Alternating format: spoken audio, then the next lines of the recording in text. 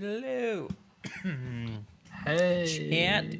Sorry Yeah. for the delay. Sorry. You trying to sound Canadian? Sorry. Yep. Okay. Or just North Dakotian. It's close Is that enough, a isn't thing? it? Dakotian? North Dakota? Dakotian? It's right by Canada, isn't it? Or is there something between it? It is. No. It is right It by is. Canada. Yeah. So that explains it. Sorry.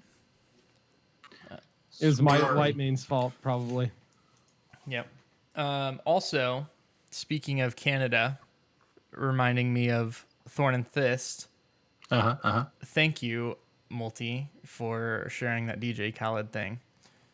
Oh, yeah. Was that great or what? Which I heard he's playing BlizzCon this year. No. What? No. They No. have to. No. After Okay, I was all gonna right. say, after Overwatch, I don't think you will be playing any Blizzard event ever again.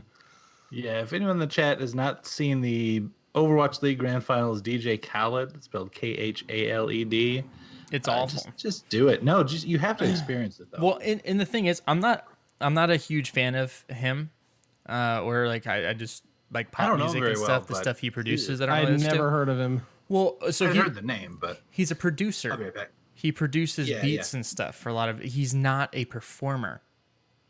So that like I have no Is idea. that what that little dance number was?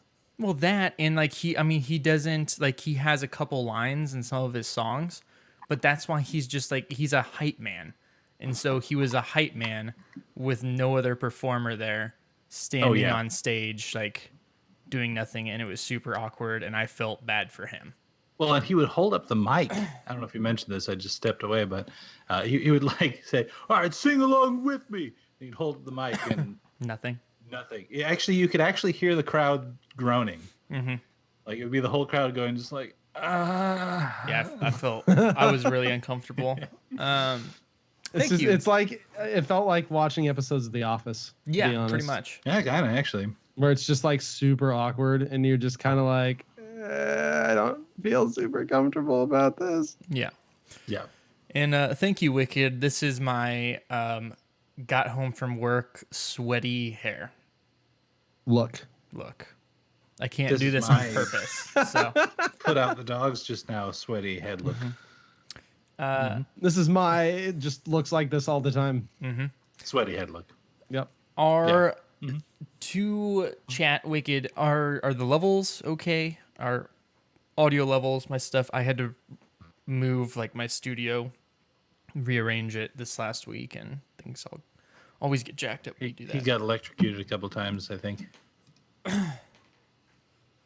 Just want to check that. It looks good on my end, but it's always hard to tell. So it's best to just see what other people think. Oh, she wants Hey, to sounds good. sing. Okay. Sing, my angel of music. Somewhere out there, And I'm going to try and not Beneath cough into the the- mic again. pale moonlight. We're Some- recording, right? One's thinking of me Sally and Forth. loving TPK. me tonight. I haven't watched that movie in a long time. I have no idea what that is. I'm so glad I'm not your children. What is that? What's wrong with Fievel? Oh, What is Five wrong Goes with West? Yeah, Fievel? it's American Tail. Yeah, I know. Yeah. Okay. Uh, that's a good. Fievel Goes West, just as good as Of sequels course, go. they're both Wyatt Earp. fantastic. Wait, there was- why there are was a you, sequel? Why are you? Yeah, they're both really good. I didn't know. Oh, There no, I was a just sequel. throwing shade at your singing. That's all. No big deal. Oh, okay. Anyways, we should do. Who, it. who are you fighting, Wicked? Are you fighting me because you hated my singing? She might. Oh, she's probably wanting to fight me over American Tail. I think American Tail. They're looking at the same moon and stuff. But you So know, beautiful. okay, we're gonna get off topic here for a second before we start the show. One, We were on a topic. old cartoons. You know, Name Before Time, good. We're Back, one of my favorites. And It was good, except the crow dude scared me as a kid. Did anyone else? I feel like I always ask people this, and I feel like I'm the only person that's ever seen this movie. But Happily Ever After. Not sure. It's like Sounds a 100% ripoff of Snow White and the Seven Dwarfs, except it's made by this other company. Is it a cartoon? Yes, it's a cartoon. Old VHS. Of that era. No, I got nothing. Did you see the last unicorn though? You Yes, remember I it? totally have seen that. Yeah. I've totally seen Happily Ever After. I feel the like guy with the weird eyes, and the prince is the weird dude Mhm. the whole time. Yeah. Looking it up. I feel like there was actually a lawsuit and Disney sued over that. Feels They like it. probably win because they have a lot of money. Did you watch The Secret of Nim? Sounds familiar. I actually never did, but I heard. the most traumatizing cartoon you could possibly watch as a child, besides maybe Fern Gully. Okay, I searched Happily Ever After, and I mistakenly pulled up the 1985 film, which is a Portuguese porno. Hi, there you Fun. go. Someone's safe search is not on. Definitely not. Nope. It's kind of like Lord of the Storm, the nice fantasy erotic book novel. Isn't that novella? Yeah, that's right. Yeah, Lord of the Storm. Yeah, you and then there found is it in a the Lords bookstore of the at some Storm, point. which is like it's Doctor Who fanfic. That's the thing too. I mean that sounds Oh, hey, kind of wow, appropriate. hey, This Paul. Happily Ever After princess even looks just like Snow White. Yeah. The nice thing is, if you search Lords of the Storm, our stuff comes up at the very top. That's so. good. That's good. And Hey, it's Paulie. How's your dad? so the Happily Ever After, her prince looks like He-Man, kind of. And then the bad guy looks like a mix of Jafar and what's that old sculptor who's famous and has the mustache, the Picasso. no. Starts with an S, I think. I have no idea. I don't know. All I know is Can you tell we don't reception have a is super reading- long show tonight? Yeah. It is reading that the characters, especially the prince, were bland and called the film songs instantly forgettable. They have inane humor attempts as well as badly drawn characters with clumsy animation. Hey, So, I enjoyed it. I'm not really sold based on what I'm reading here. I enjoyed it. Salvador. Chad is Salvador saying Dali. Salvador. Yes, that's it. Yeah, they. Savages. Oh, the reviews. Yeah, those are some pretty harsh reviews. There was like the sidekick for the evil dude was this, or maybe it wasn't the evil dude. Yeah, it was the sidekick for the evil dude was this bat who like he didn't want to be evil, but he was always forced to. It sounds So like me. I could relate. It's kind of like yeah. the animated version of Anastasia. That thing will screw up your children. I actually never saw that either. Huh. And Paul, to answer your question in chat, we were just talking about how much we want DJ Khaled to be the music star at Yeah. BlizzCon. DJ. Put your hands up. And that Sing it. quietness is about how bad it was in the entire arena. Yeah. Let me ask a question and Yeah, tell you to put add your hand another up. one. All right, that one another didn't one. work. Let me ask another question until you put your hand up. Nope, no one did that one either. Yeah. I don't know who I'd want to hear at BlizzCon. Let's do quick guesses right here. I'm going to say I'm really sad I missed Foo Fighters when they were there. If That'd I be had good. to take a quick guess this year, I am going to say I don't know. I have no idea. Beyonce. Beyonce. there you go. Hey, didn't I they, love the- they I love support the Weird Overwatch Al. League? I thought Beyonce was one of the people who they reached out to support Overwatch League. I could be wrong. I don't Could be know. mixing it up with someone else. A little pump. I loved Weird Al. It was a good. Yeah. It was a good BlizzCon. Okay. I got nothing. Probably a Journey cover band. Oh, There you go. there's did you guys watch 13 Reasons Why? Nope. No. Either of you? There's the main actor from that movie is in a band now. His name's Dylan Minnette.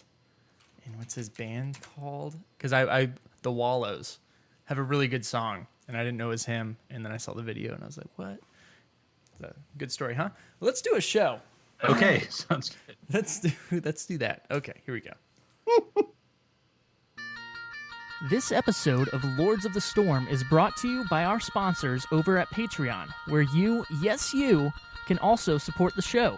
Just head over to patreon.com/Lords of the Storm to become a patron today.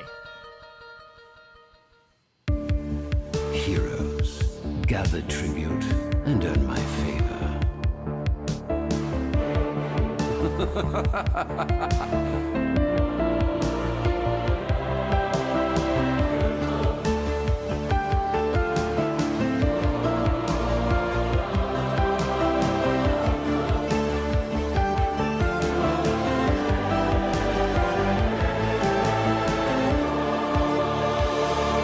What do you say? Are you ready to begin? What is up, everyone? Welcome to episode 178 of Lords of the Storm, a Heroes of the Storm podcast. My name is Greg Gizmo Zord Parker, and I'm joined tonight, of course, by the Zord Lords themselves, Mr. Kevin Multi-Zord Ellis and Ryan TBK Zord Reader. And on this week's episode, Sally enters the live servers. She Sally forths into the live servers. Another chance at BlizzCon tickets, an AMA incoming, and of course, well, AMA incoming, AMA happened, most likely to some of you listening to this, I guess, probably. But, of course, we're going to talk some HGC as we prepare for this weekend's Western Clash. But first, let's see how the other fellas are doing this evening. TBK, how are you doing? What have you been up to this last week in gaming? I'm doing quite well. What have I been up to this week? Some WoW, of course. The last batch of content just came out on Tuesday, and no spoilers here, but it was super cool. I am hype for the expansion. So cool. Like, so hype. Sylvanas is the best. Yeah, there you That's all go. I'm gonna say. That's all I'm gonna say. Big controversial statement there, but I agree with you. Good. I'm sold I expected again. you will. I expected you would. Mm-hmm. Also, I have been doing some more Team League, as I've talked about. It's been a little bit of a roller coaster. Went 2 wins, then 2 losses, and then 2 wins, and then 2 losses. So I am pretty much exactly where I was 8 games ago. That's a really lame roller coaster, though. That's I know. like those kiddie Just ones where they just go over these tiny little humps. You know, if you want to have a real roller coaster experience, you got to win like 50 in a row and then lose 100 in a row. And That's just, right. Like plummet down. That's the thing, 180 though. miles an hour. I would never want my Team League experience to be used as a metaphor for a roller coaster because what goes up must come down, and so I need to find something that only goes up and then just kind of stays there as a metaphor. That happens with roller coasters. They're just broken and the people get stuck at the top. But Yeah, I really want my Team League experience to be a broken roller coaster, there you go. one that doesn't break until I get to the top. It could be the what is it, the Steel Hawk at Worlds of Fun, that big swing thing that always breaks down. oh yeah, As it gets people to the top. stuck at the top. You just rises up, starts spinning, and then stops spinning, and you just kind of dangle there like 50 stories I up made or it. something. This is what Diamond feels like. Yep. We went on that one of the first years it was out. TBK, remember that? We did. You, me, the wives. Well, she wasn't my wife at the time, but for the Halloween thing. Yeah. We And survived. I was that night. kind of scared the whole time it was going to break down. Oh yeah, for sure. And if it had, I probably would have been like, man, I wish this was like my Hero League and Team League experience. Probably would have said that exact thing. I I'm tried guessing so. going on it about a month ago when my nieces were in town, and I took them to Worlds of Fun, and guess what? It broke down right in front of us. Oh, while you were in line. Yeah. Cool. So we did. Yeah, it's no good. It's no good. But, Multi, how have you been doing? What have you been up to this past week in gaming? I've been doing quite well. Honestly, it's been one of the busiest work weeks in some time, which is always a lot of fun when so many things dropped yesterday on Tuesday. Like it was almost stressful. Like I'm not going to complain about getting new things and a lot of new things at the same time, but I mean, I seriously was having one of the busiest days at work, sitting there going, oh man, I should be playing Whitemane or the Boomsday Project or Battle for Lordaeron sequence. Like, I was kind of freaking out about it. But I've tried them all, at least a little bit now, so that's good. I do want to real quick though, before we get into the rest of the show, I want to go on record and saying so. Diablo actually has a Twitter account just announced something today. There was a short video where they went over essentially just a couple things about the new season, but then they just mentioned that they're working on multiple Diablo projects right now. And I'm calling it right now. I don't know when the announcement would be, whether it's going to be Gamescom or BlizzCon. We kind of talked about this off air a little bit earlier today. But I will say, there's no way there isn't at least one of those projects that's not a fully realized mobile game, either of like a Really? dumbed down version of Diablo 4 or like Diablo 2 mobile. And either way, I would go nuts. I think if a Diablo 4 was announced for mobile only, there would be massive No, disappointment. not Yes. mobile only. Like a version of it where you can still play your heroes, but you only have like maybe 4 abilities that you click on the side, but yet you're still grinding out the same gear and going through like some of the same content. You guys would play that. I know you would. Nope. I feel as though there's going to be another expansion, or To Ooh, 3? that's to 3? yeah, that is a would bold be prediction. So awful. or That is a bold prediction. that comes with another class or something. Or like I don't see them announcing Diablo 4 yet. Maybe. I think we'll would get a love Diablo that, 4 teaser at BlizzCon. but yeah, I don't. That's what I'm calling. I would agree that maybe one of their mobile projects or multiple projects is a mobile thing. I don't think that's something that gets announced this year because I agree with TBK. The Diablo fan base would be super pissed if that's what they made this video for. I think. But this wouldn't be the only project. No, Perhaps 4 is but- the other main one. yeah, okay. Could be. And then you know what the cool thing about Diablo 4 would be? New heroes. It would exactly. Yes. Right. It would potentially expand the things we could get into heroes. Yes. And goodness Oh, it knows we definitely need would. more Diablo heroes and Heroes Imperius, please. Imperius, some more from D2 would be sweet. The Druid from D2 would be so cool. I am all for druids. Like, I want that Druid before I want another WoW Druid, if you will. Although we want one of those because we could do a Feral lot with Druid, Feral please. and Yep, Guardian. yep. Yeah. So, Yep. but man, there's something that could be done with that D2 Druid. For sure. Remember how they would have like all those elements and vine creepers and could summon like wolves and bears to follow you and shapeshift into them? Yeah, it was pretty cool. Okay. Maybe we'll get a druid for D3 in the new expansion. Who knows? I don't know. Oh, yes. There you go. For myself, imagine that it has also been a super busy week at work this week. So I've gotten a chance to play a little bit of WoW, a little bit of Heroes. Not since Tuesday though, unfortunately. I was super stoked because I thought I was gonna have time to hop in, get a game on Sally tonight before the show. Then, technology, it breaks, especially whenever you move things. Even if you plug things back in the same way, it doesn't like it. So you got to troubleshoot sometimes. But it's fixed. Science, Yes. technology. So tomorrow when I get home is when I'm going to be jumping into that stuff. And I'm super excited for it. But I'm also kind of excited because it puts me in this interesting spot this week to where obviously, we talked about Sally last week and trying her on the PTR and stuff. And so this week I'm kind of the outsider perspective. So I'll be able to ask some questions, see what you guys think. Excuse me. So let's go ahead and start, let's hop into that stuff. Let's get into the news.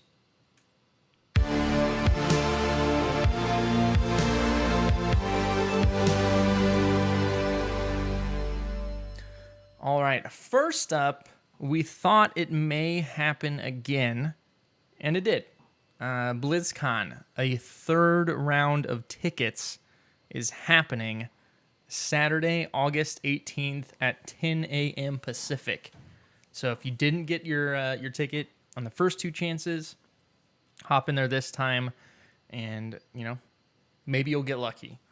I'm honestly kind of surprised they did this. I thought last year they did it because they found out the other wing was going to be open or other hall, and so they had more Right. room. That's what I thought too. Yeah, so I thought this year, they would include those in the first two sales. So I'm intrigued to know if this is just going to be a normal thing now. It seems like it. Yeah, I mean, for future years, I'm going to just kind of assume that this is a thing. Yeah, we kind of thought that that they would just absorb all of the sales into the first two and that they'd just be larger bundles. But unless they somehow. I mean, we haven't heard of any other even slight expansions, have we? I don't think so. don't I mean, I Or- think no. they pretty much take over the entirety of the main convention, and they pretty much took over the entirety of the new wing. Right. Maybe they Last year. bribed the fire department and actually got the like safe, max capacity codes lifted a little bit, and now they can just pile people in there. Anybody can come that wants to. That's right. Yeah, There's gonna be a layer of people on the ground, and then there's gonna be an entire layer of people that travel by crowd surfing. I'm wondering if we get to the point where they start moving some stuff downstairs as well, because the shop is downstairs, but I believe true, yeah. they have the shop and the registration, but I believe there is like twice that space that's not used. That's That underneath area is the rest pretty of the hall. big there too. It's I a mean, they have huge it set area. up. They have it set up for the lines and stuff, which makes sense. Definitely on the first day when you're just registering, that Thursday before. Mhm. But yeah, I mean, after that, I'm sure it's logistically challenging as heck to then, after all of that, set things up down there. But they could do a few things. They could like Well, I squeeze imagine their there's. Hearthstone Tavern in a corner or something. I think there's still more space other than that. Oh, really? Okay. Yeah, Yeah. that's not that's just curtained off or something. Maybe not. though. Gotcha. But again, that third round will be Saturday, August 18th, middle of the month. So set your calendars, grab your tickets, and see us at BlizzCon. It'll be fun. Next up, the AMA, the next one in the series that they have been doing. This is the one I'm most excited about. It will be a ranked play and matchmaking AMA with the Heroes developers. This is August 9th, so it's actually tomorrow, Thursday, the day after the show, and it is going to be happening at 10 a.m. Pacific, and we'll be going until 12 p.m. Pacific. So if you're listening to this live, if you're listening to this Thursday morning, and you, excuse me, if you have questions, make sure and hop over to that to post those questions. They will have developers from design, engineering, and productions teams there to answer the questions. So I Yeah. definitely have a few prepped and ready to go. Good. They have Like- to know. Go ahead. Performance-based matchmaking. Yeah. I was just gonna say they have to know that's the top topic. Yeah. And so this is actually, I think it's a good sign because they're opening themselves up to questions about it. Then surely they have more answers about it than just, oh, it might come soon. So I think we're on the cusp of it, honestly. To me, this is a good sign. I I can be hope proven so. wrong tomorrow, I guess, but fingers crossed. mean, Because they had talked about like showing it but not actually counting it, and maybe the system is running in the background right now and we just don't see it. But I was under the impression that they would actually like have it shown so that we could get some insight about what it was doing and then give feedback before it went live. right. At least that's how I remember reading the thing, and we haven't seen it yet. Yeah. So I think last time we talked about that, because we went back and looked at the questions, it was mentioned that they were planning on adding that in. Man, I'm really trying not to cough here. Some point like midway through this season. So hopefully, maybe they'll give a release date. yes, that's Be what I'm nice. hoping for. That'd be cool. To add into where we can at least see it, and then that means hopefully next season it will get put in place. But I think it'll happen. This is a good sign. Godspeed to you developers and everyone. I think that's this is going to be the answering these roughest questions. AMA. for sure. Yeah, oh yeah. No, it's Yeah. just such a hot button topic and always has been. So, And it forever will be. I mean, I've said it before, I'll say it again, like a PvP game with any matchmaking system, it'll never be perfect. People will always be mad. Right. All you can do is keep improving it, but it's always Yep. going to be a hot topic. And at the end of this episode, spoiler alert, we have an article that's actually kind of addressing ways to better give Blizzard feedback and ask questions and that kind of thing too. So that'd be a good thing to know before going into this AMA. Before you just jump in and say, "Why did I have an Abathur and a Murky in that Warhead Junction game today?" Which we totally lost. Can't win. There that was you. Yeah, it was totally me. You had an There was no Abathur other damage on the team. Hey, Yeah. I don't know. I haven't played Murky in forever. I Don't. was gonna say I should, and then I was like, well, nah, never mind. No, I mean, What are you talking about? Okay. Murky's the best. I No. feel like I just upset a lot of Oh. Murky fans. Sorry about that, but Yeah. I'm so angry at you right now. don't do it. All Unless right. wait, I'll take it back. Unless they actually finally come out with the Anoyatron Murky skin, because for those of you following the Boomsday project in Hearthstone, Anoyatron is back. He's back in standard. Now's the time to get that skin. I've been wanting it for years. It would So- work too because he's got a divine shield and you have the little murky bubble. So, and you could do like the murky voice lines, but with Anoyatron where he's saying like hello, hello, hello, but in Nurglish. I mean, come on. It's Nurglish, is low-hanging that the fruit here. official language? Yes, 100%. Really? Okay. Uh-huh. We just got Lord. Yeah. Get Lord, Nailed it. son. Mhm. So before we move on here, so obviously we want to hear something about performance-based matchmaking. What is something else you would like to hear about in this? For me, it would be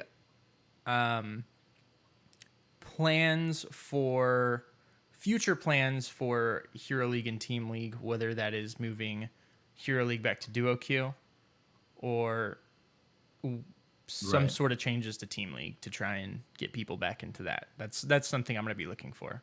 It's a Multi, good what question about you? to post, actually. For me, it would be if we get any details about the restructuring of the roles. I don't know if they would really address that here. I mean, it does impact matchmaking Yeah. pretty Oh, heavily. for sure. So if they could give even a timeline or just something on that, then yeah. Okay. TBK. Incentives for Team League. Mhm. I would like to hear something about that. I still consider, and I've been saying this all along, that I think Team League is really the premier way to play Heroes. It just doesn't have the support to be that. So something for that. And then I think the only other thing I'd really want to see is hero swaps. Oh, yeah. Yeah, That's a right? good one too. Mhm. Yeah, for Team League, honestly, like my dream for Team League is at some point for them putting some kind of support in there to make it popular enough, but for it to go back to the format when it was first introduced, to where you actually build the teams. Not where you have to buy a team with gold, because that was dumb. But to where maybe you can be on like 2 or 3 separate teams that have like 8 spots, and then your actual Right. team ranks up. I really liked that a lot, and then you Yeah, had to me play too. with those people, so that'd be cool. But again, Even though you got to have name to the have teams support. and yeah, yeah. Yeah, you Except got we, the little tag we couldn't and do the everything. Sword Yeah. Lords Right. because it doesn't let you use Lords because it's against the TOS. True. So we had could to spell use it the really L. poorly. We had to use Zord- the L0RD. L0, yep. Yeah, that's Or right. we could just do the Zord, because they did have the little team tag. Oh yeah. They used to have the little team tag. Yeah. It's Yeah. pretty cool. Well, those are both good things to be looking for. Let's see here. So, the patch is live, and Wicked. Did you hear about the messaging thing too? I don't know what that is, but I was asking to chat. Yeah. That actually is, so this was apparently, at least they classified it as a bug, a long-standing issue that prevented players from responding to whispers when other players with the only allow friends to send messages option was enabled. So if like after a game you ever got a whisper from someone who was just like, that was a really good game, TBK, I really like you, the show is great, that doesn't happen. It's more like, oh my gosh, you were terrible, how could you play this game, you should uninstall. and then I Even that's try nice. and chat back, and I say, well, thank you for your opinion, good sir, and it says you cannot send message because you can only this person has only allow friends to send me messages options. And so they actually fixed that, and so now if someone actually messages you with that option on, you can still message them back since they initiated it. that makes sense. And I did. And that's how it that. should be. So I can curse totally how them it should be. back out and Yes. make it even more toxic. Exactly. Okay, got it. It's exactly what you can do. So yes, that was I in, wouldn't though. I'd take your approach, TBK. that Thank was you, good sir. in the patch today, as well as Sally coming in, and then those changes to Chromie and Stukov, as well as a surprise little buff. I think it's a buff to Jaina's water elemental. I would call it a buff. But first things first here. So, Whitemane, Sally. Have you both gotten a chance to play her since she's been live? I have, yes. A couple Excellent. games today. I played her a ton last night. So then, Oh, nice. what are your initial thoughts on her here? And has anything changed since playing her in the PTR?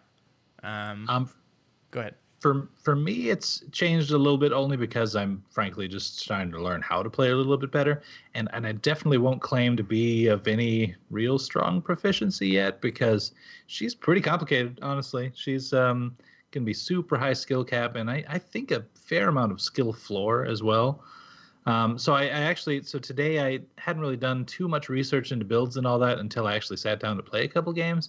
Pulled up Heroes Hearth. I got on to just see again what more of the common picks were than necessarily following a strict build, and I liked it quite a bit. I don't want to get into too much detail now, but there's there are a couple picks in talent tiers that feel a little bit like they're the only one. I mean, there's other good options, but I mean, level 1 you can get an entirely different heal, right? So anyway, but yeah, I am liking her quite a bit more than I did just on PTR. I think that that she can actually put out a ton of healing.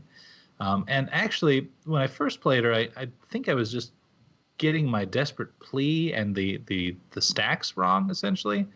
In that I was getting too desperate, guys. I don't know what to tell you, but now I've found that if you can space those out, especially in like the early game and just like a laning phase and that kind of thing, if you're just kind of intelligent on how you use that, and then some of the other talents that help you get mana back as well, she can actually put out a ton of healing with very little actual mana cost overall. Like I would be surprised in even the middle and late game where I'm cranking it out, I'm keeping people up, I'm doing a few other things to slow them and do a little extra damage and that kind of thing, and still honestly I'm pretty well on top of it mana wise. So until of course you get that one moment where you just have to spam your heals to try to get that guy up, and that's fun too, honestly, to have that fight where you're like, I know that if this damage dealer dies right now we lose, so I'm just gonna spam that Q and dump it all in his face.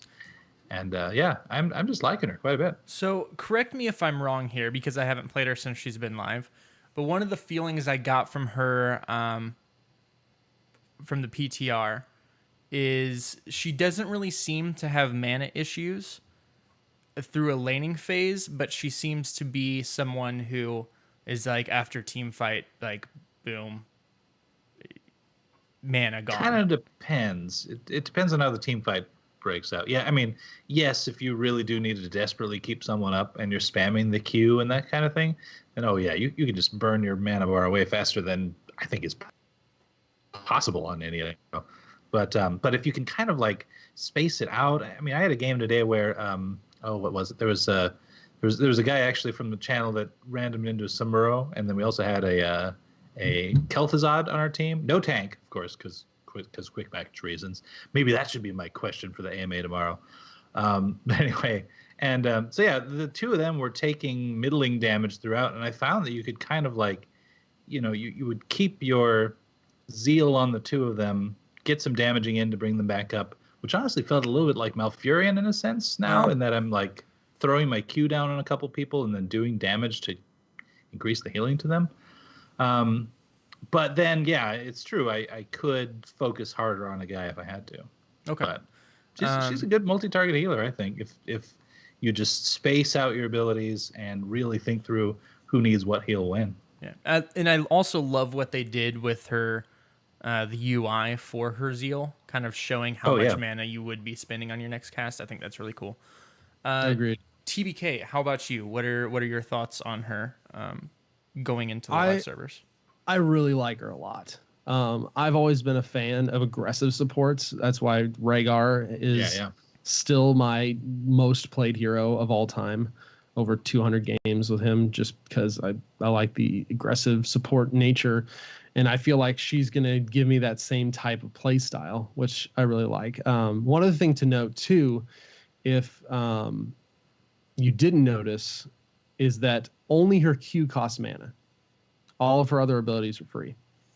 And so that's just something to kind of keep in mind as well, that you still have buttons to push if you fully spam out your Q, which does happen.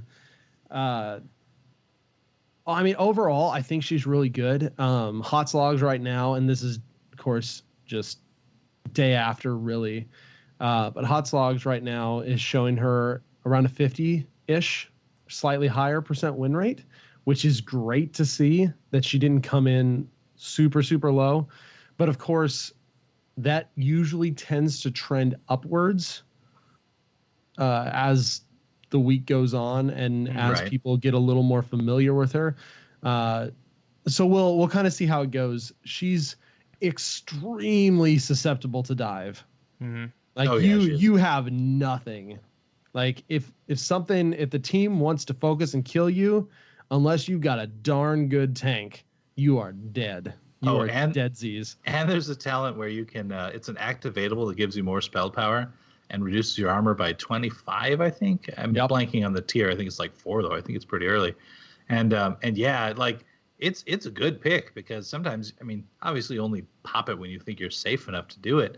But man, if you pop that at the wrong time or someone dives right on you afterward, good night. So even after 10 with her, I guess the kind of anti-dive would be the armor or heal and then armor for an area. The armor doesn't help much. That does help some. But I mean, it's one of those ones that I think we talked about it a little bit the other week too, in that it's this weird timing where like you want to get some healing out of it or else you just lose the value on the healing. But at the same time, you want to get a lot out of the armor too. So you wouldn't want to pop it when like everyone's about to die because then, I mean, yeah, they'll get a little bit of armor, but if they're low enough, they might just go down anyway. And so, you know, if you can pop it when your targets are at like 80-ish% health or something, then you're in good shape. But to do that, even you have to kind of like step into the fray a little bit sometimes. And well, and that's where the problem comes in a lot is she does not have a lot of health either. And a lot of her stuff is not super long range. And especially, and this is kind of where her heroic choices come in. In a lot of cases, I've taken to her damage heroic and not her healing heroic, because her damage heroic you can actually target somewhere, whereas her healing heroic comes off of her. And so that makes it a really big difference because you actually will then have to get in and be around in the center of the action to get good value out of her healing heroic. And I found, at least so far, that can be very dangerous to do. I've also found I have been very much gravitating toward Clemency at level 1 because not only does it reduce the cooldown of your Inquisition, it also gives you another way to heal. Yeah, that's the one I was talking about a little earlier. I think it's a must pick because it's as if you get an entirely different healing ability. Yeah. That you didn't have before. That doesn't cost mana as well. Right. Exactly. Yeah. And it does a decent amount of healing too. Yeah, and it's a short enough cooldown, at least when you compare it to people like Uther and such. So it's super awesome when you start channeling it and people run away from you. Well, yeah, it's got a strangely long range though. It seems like it leashes longer than the circle is. I can't back that up. All with I know science, is it definitely. I've definitely had many Alex Straza moments in the let me heal you. Oh no, you're gonna run. Yeah. Oh, okay. Cool. Bye. Yeah. Yeah. Run out of the giant green circle. Yeah. Cool. They need to make it like Asmodan's beam to where it even slows your allies. Like, you're going to take this healing even if you don't want it. That's a way to nerf it for sure. You will get healed and you will like it. Yeah. Right. I will heal you and slow you until someone catches up to you and kills you. That's right. Other than that, good idea. But she's got a lot of fun tools. The talent that allows your E to root is pretty high skill cap. And I can't figure that one out, dude. It's pretty hard. But so you have to E first. Yeah. You have to E first, and then you have to W right afterwards. So that it's channeling while maybe the second splash hits. Exactly. Yeah, that is kind of tough, It's honestly. very hard, honestly, and it's also her only like hard CC. Right. So it sucks that it is as hard as it is to do. Well, it's when hard that's CC. There you go. Yep. Uther just runs up and clicks E. Is it a Right. half second stun? 0.75? It's a root. It's a Or It's root. not a root. stun. It's a root. Yeah. But I'd have to And look it's just up. on the one target because Okay. it has to be the one you're channeling on. gotcha. Although um, technically, if you do take the talent that allows Inquisition to hit a second target, you can technically root 2 of them. Okay. All right. If all like stars aligning Yeah, and your right. dice rolling natural 20s, if the second wave hits both of 2 heroes, it's like ooh 2 roots, but that probably won't happen super often. Are you finding a quick question? Are you finding like the twisting of the Searing Lash to be kind of strange? Very much so. It's I'm- taken a little while to get used to. A long while for me. I mean, I've only played her a couple games since she went live, but it's not easy because you can. I mean, it sets up a cross, but you can kind of aim how the cross crosses. And A little it's bit, not- yeah. A little bit, but it's very strange. I don't know. I think it'll be nice once I get used to it. I just gotta get used to it. I also think she has one of the best level 20 tiers Yeah. of any hero recently, because you got your heroic upgrades, but then you've also got a 75% damage reduction on Inquisition channel. That's That's- pretty dang good. You've Yeah. got the 40-second cooldown on the negative armor damage Yeah. talent that you can get. The one thing that's really interesting to me, and I'm not positive if I want to change it, but it did kind of feel a little bad during certain situations while I was playing, is her E is the only thing that can damage minions besides auto Yeah. attack. Yeah. Mhm. That's Yeah, it. The fact that you can't Inquisition them I is get probably balanced, why. but I get why you can't Inquisition minions, because misclicks. It would be Yeah, that's true. super, super annoying, with especially as long as a cooldown of as Inquisition has, to misclick an Inquisition onto a minion. However, I do wish, and I'm not sure how complicated it would be. I'm sure you could make it work. I do wish Inquisition could still hit mercenaries and bosses. See, I think there has to be some reason why it doesn't. It honestly, like, when you're in there channeling in a group fight, it's surprisingly fairly decent damage, honestly. And I'm wondering if, like, I don't know, if it's the fact I mean, it that would it be doesn't such a have the big mana trade-off, cost, or though. yeah, Like it's got such a long cooldown, and I just feel like I wish I had something more that could contribute to defense when Or that wave boss is clear, coming even. down. And I mean, Inquisition wouldn't be wave clear.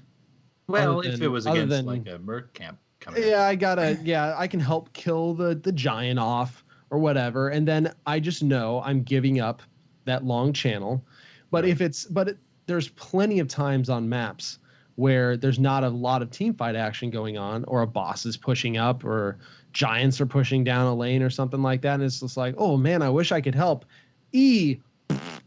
That's what it Right. sounds like when there's no hero. I mean, there's It's just there's a one. if there's a hero too, there's another. But I mean, it's really not. Yes. It's not that much. I wonder wait. if they Real quick, go ahead. are we gonna name this episode?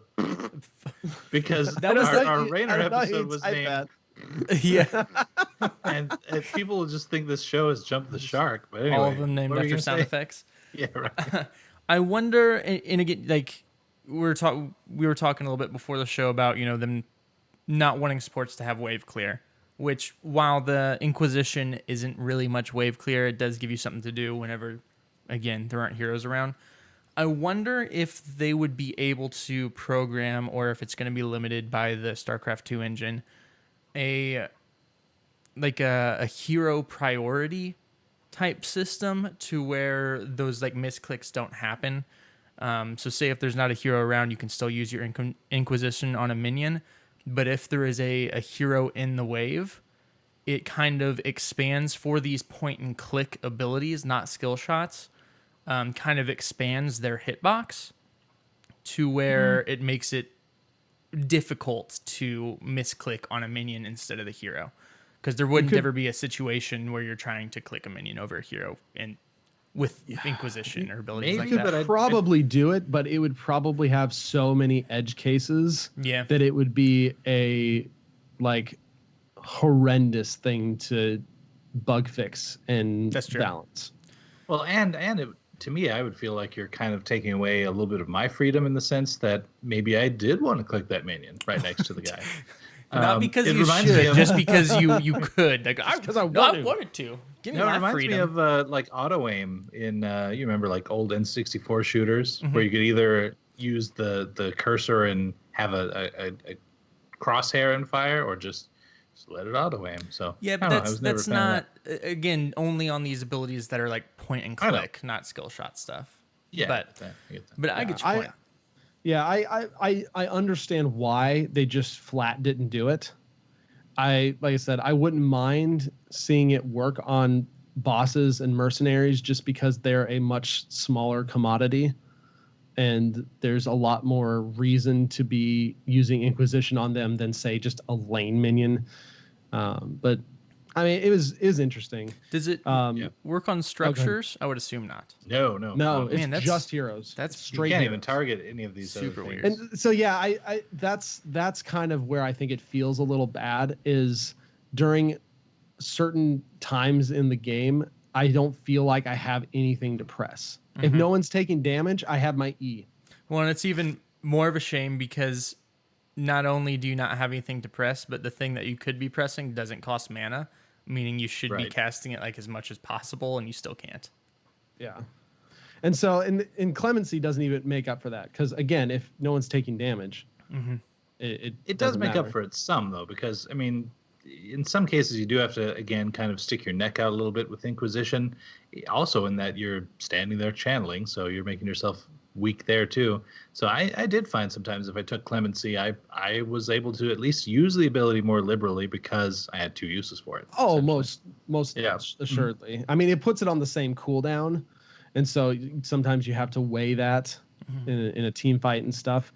But yeah, that I guess if there was one suggestion I could make that I don't think would break the bank on balance, just to give me more to do, it would be that Inquisition could hit monsters and mercenaries. Gotcha. As far as her healing goes, though, I was able to keep up with most of the other healers just fine. and top and a few of them out too. Yeah. So to answer Kilmarnock's question in chat there, how have you guys felt about Whitemane being a solo support versus double support? Now that I've played her at least a few more times, I'm starting to think solo, honestly. Oh yeah, no, Yeah. I totally think she could do solo. The problem is you have to have a team that can protect her, or be Right. playing against a comp that can't really jump into your back line, because as I found out in one game last night, if they have heroes that can get onto you, you're dead, like Yeah. every time. Yeah, yeah. But Because there's even, other like, solo spam supports queuing that are like yourself. that. Yeah, there are. Mm-hmm. There are. But she has no mobility at all. Right. She has no hard CC to get herself out of it unless you take the talent later in the thing, and you have to stop and channel to actually set it off, Right. which doesn't seem to Could me put like you in it'd be danger. be the best in a oh crap I'm running away scenario. And even spam queuing yourself, it's not that incredible Mhm. and very easily burned through. And Yeah. so, yeah, that is most definitely her biggest weakness. And I mean, I think they did it on purpose, but Oh, for that sure. will definitely limit the comps she's going to be viable in. I'm intrigued. Kilmarnock. I think I said that right. I know it's only been like a day and a half, almost 2 days now, maybe. If people have been experimenting with her in like ranked, whether it's Hero League or Team League, in duo support comps, or if she's been played mostly as a solo support there, which we'll find out more as the week goes on. But it's good to hear that you got like the healing numbers and stuff seem to be good enough for the solo support, which is cool. Yeah. Yeah. She seems to be pretty balanced so far. I haven't seen anything that would make me think she's oppressive by any means. Or underpowered. Well, in the what Unless makes you don't know how to play her. yeah, what makes me think that maybe she wouldn't actually do well in a duo support as well is because of the fact she really doesn't have much to do against minions or mercs. Pulling another support into that hurts your wave clear even more, to where you're not gonna be able to rotate as fast. You're not gonna be able to merc as much. Yeah, I think your wave unless clear you're- would suffer too much. Yeah, Unless you're in that working with like a case. Rhaegar again for his wave clear. But yeah, no, she's on the subject of wave clear. She's probably the second worst wave clear hero to Morales, I think. I've got no science behind that, but that's definitely what it feels like. It's pretty bad. Her E is it. And, And it's just one, a tiny it's that one little exactly. yeah. I look forward to playing her a lot more though. Oh, I yeah, think for sure. I think she'll be in pretty good shape. And the biggest complaints I've seen have to do with some of the damage she can output with that talent that gives her negative 25 armor. And I think that is very counterable as well. Because if you see her just pop negative 25 armor, you kill her. yeah. Yeah, it's pretty good though, because you pop it when you're safe. I don't know. We'll see how it all shakes out. That was a pretty high pick on Hero's Hearth though. Interesting. And again, the plan next week is to be able to do our Hero of the Week on her. So if you are trying to figure out old Sally here or having some issues, be sure to look forward to that episode. A couple other things here. User interface. So this is apparently bugged right now. It is most certainly bugged. But there have been checkbox options added to profiles to filter results by game mode. I have not Which will seen be what the really bug is doing, cool. but Well, the bug only allows you to select lifetime. It doesn't actually let you let you break it down by season. Oh yeah. Right now, and so everyone's assuming that's a bug because you used to be able to filter hopefully by it is. season stuff. I 'Cause hope that's so. very important as you're playing through seasons and stuff to see what you're Right. currently playing at. But yeah, so that's cool. Now on to the hero changes here. Real quick, gonna knock out Jaina first. So this kind of came out of nowhere. This wasn't in the PTR. Her summon water elemental has had its damage reduced from 78 to 62. However, the damage also benefits from frostbite, and damage now counts towards frostbite's quest. That's to help you huge. get your ice Huge block buff. quicker. Yeah, Huge buff. it's pretty big. So, yay, water elemental. I actually haven't picked water elemental in a really long time. I was seeing a lot more water elemental last night. Which Yeah, I believe it. You see it in HGC every now and then. I feel like I have really good Ring of Frost placement. Yeah. But That's kind of the my thing, win is, like- rate may say otherwise, because as I talked about a few times ago, Oh yeah. my win rate with Jaina is like 38% or something. But you're touching on something that's true. I mean, with the Ring of Frost, you can actually truly make plays. Like, you as the Jaina can just change the entire team fight, and I don't think that necessarily is true with the Water Elemental. But I mean, you crank out some extra damage, especially now. I mean, especially because now you can get even stacks toward your Ice Block quest and that kind of thing off this now. So Yeah. Faster ice good. block is Yeah. a very good thing for her. And I mean, water elemental has always been more of a harasser. Yeah. And so you stick it on one of their back line or their healer or something just to try and force them back or distract them. Yeah. Yeah. It's never been the playmaker that Ring of Frost is, but it could serve its purpose. Yeah, and in there's situations. there's a lot of, AoE CC ults in the game now, so it kind of just depends on what your comp is and if it's needed or not. Sometimes it stacks nice, sometimes it doesn't. So I need to Ring is start always playing one more that stacks elemental. fairly nice with other ones, though. Yeah. The old classics. They finally got out of the mosh pit or maw, and then they're in the ring and stuff. Yeah. In the That's ring. good times. 7 days. Chromie. So we talked about her last week, and the feeling I got from our discussions and the talk in the chat room, and just from reading through this stuff, was that I believe like my exact words were, I thought she was still going to be okay. Not my exact words here. That was an exaggeration. But that I thought she was going to still be strong, but her playstyle was going to change drastically. And I saw a lot of people like talking about her as, a mage Rainer, a caster Rainer now with her new auto attack stuff and bronze talons being built in. Oh yeah. But TBK, we were talking before the show. Apparently that might not be the case. Might not. Initial data shows that she dropped about 13%. Mm-hmm.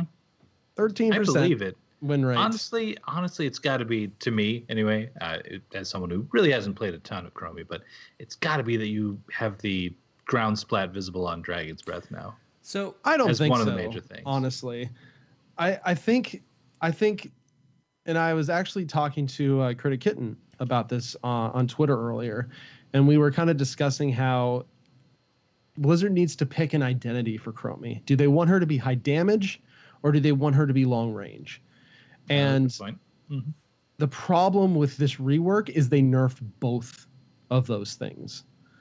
And so it kind of feels like Blizzard needs to pick one and then just kind of go all in on that to really give her a solid identity. Because now not only did she get the range increase, she got the damage decrease too, and she's got to put herself in more danger, plus weave in auto attacks between all basic abilities to get the most out of that bronze talents thing. Yeah. It's that's tough. It's just a tough thing to do. And I mean, again, we'll kind of look at it, maybe revisit it again next week and see, but initial results do not look good. That is one of the biggest drops I've ever seen. It is big. I do think it'll get better. I'm intrigued to see what it gets up to, though, because I think one of the reasons for that drastic drop is it really does change her playstyle so much. And I think most of the people that are playing her, like it's the people that would have been playing her a lot earlier, because Chromie's kind of been known as one of those one tricks. So people that were one tricking her still playing her and not used to the changes yet. I would almost argue against that, though, because Bronze Talons was, as far as I'm aware, one of the go-to picks. And so you should be used to that style of weaving in auto attacks after basic abilities to use Bronze Talons anyways. All they did was build that in and increase her auto attack range. Because it was such a high pick. Yeah, I guess that's true. So I mean that's usually what they do. If a talent, or at least we've seen them do that in the past, if a talent is just overwhelmingly picked and just feels like part of the identity of the hero, a lot of times we see that rolled in, like the recent Azmodan change, where the globe stacking just got rolled into his basic thing. And so I mean, yes, there's probably a little bit of that, but I don't think there's near as much of that causing the win rate issues, because it feels like a lot of people at least should be used to a version of that already. If they've been playing Chromie a lot, they're probably playing Bronze Talons. And then the other thing I thought was interesting is them also reducing the range on Dragon's Breath, because they talked about in the developer comments last week, the reason kind of for bringing in the range on her abilities was to keep that, one-shot combo from happening and the changes there. But I actually think I kind of wish they would have kept Dragon's Breath range at 17 instead of bringing that to 15 as well, because that still gives you that little bit of extra range poke. Plus, it's already getting the nerf from being able to, the players being able to see where it's cast now. And it still breaks up that long-range combo. Because your Sandblast isn't going to reach as far as your Dragon's Breath can. Well, and I mean, also it has a damage nerf too. Yes. So, I mean, that's hurting your just combo ability in general. Even if they see the splat and can't move out of it, it's still just less damage. So, less range and less damage. It's kind of what to TBK's point earlier about how they've hit all of these things with her, and in doing so, it's rough. Yeah. They took away everything that made Chromie Right. Yeah, so kind of thing. I think it can be balanced out still with numbers using this new-ish system that they kind of developed for her, but I think they need to scale one forward and then scale one back, Down. or leave one scaled.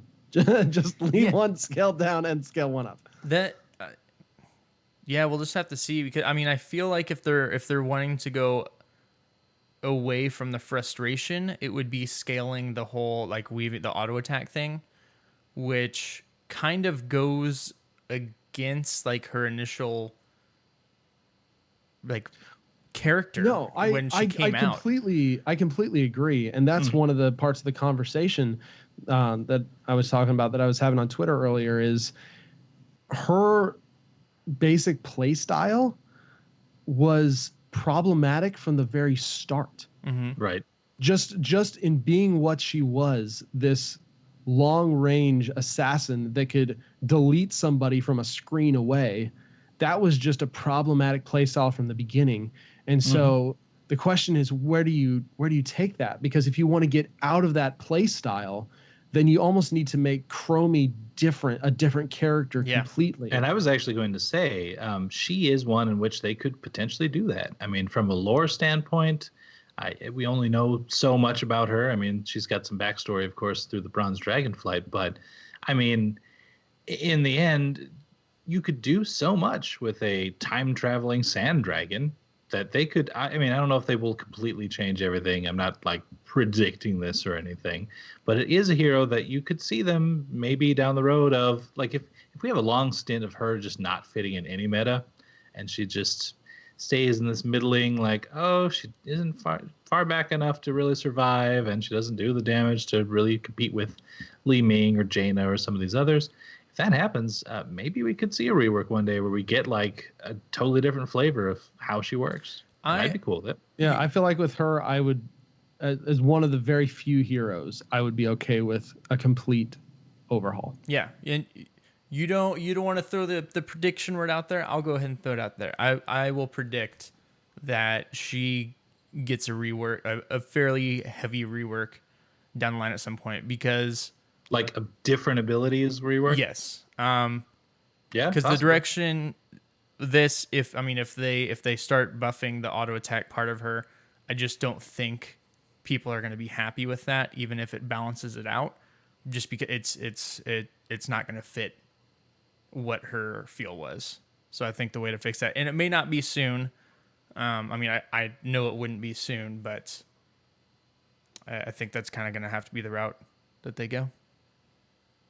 Yeah. Who knows that? I'm okay with it. Yep. I'm okay with it. Like, they could do a lot of other cool stuff Yeah. with that character. And if it was cool enough, I feel like hardcore Chromie players would probably just love it, right? I mean, there's always going to be someone that's like, oh, I missed the old snipe them, kill them from across the screen and global them play. But they're missing that now, and they could get another cooler set out potentially. Yep. Yep. All right, Stukov, TBK, you're a Stukov player. How are these changes feeling? Have you played them? Have you noticed changes in builds? Do they feel nice, or do you miss old Stukov? Honestly, I need to play him more before I can make any well-informed opinion. Just from a playing against him thing, getting rid of his expanded silence is really good, because there's just so many situations that was not fun in any way, shape, or form to play against. And so now you can still get it, but it's much later level, and it is time limited, which is really, really nice. So Okay.